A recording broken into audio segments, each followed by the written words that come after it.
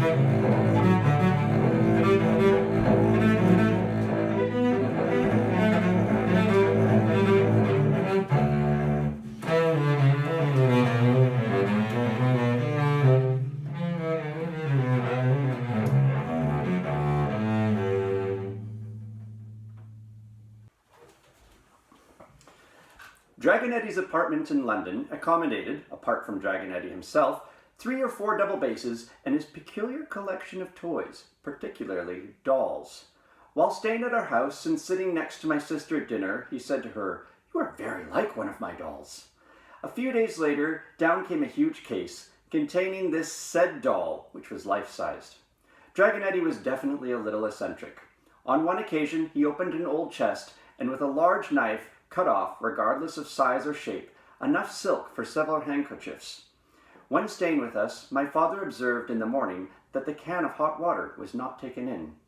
After permission to enter the room, he found that Dragonetti had not risen, and he had slept in full dress, making a point of putting on all his jewelry.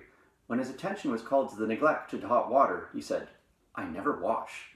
It is hoped to be that he meant to add, in hot water.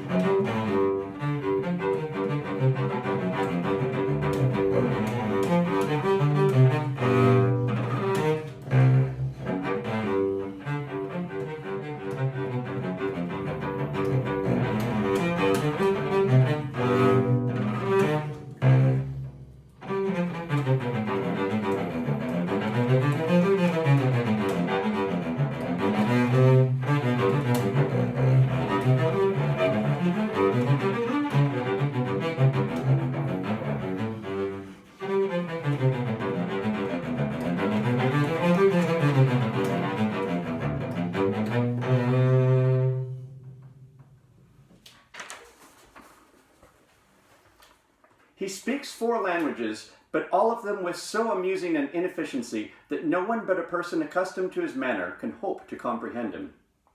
He has been above 40 years with us, and yet to this day it is probable that in 2 minutes' conversation he will introduce French, Venetian, and even German into one sentence. Personally, he was very eccentric. He had a large collection of dolls, dressed in various national costumes, which he used to take about with him. One doll he called his wife. His dog Carlo always accompanied him to the orchestra.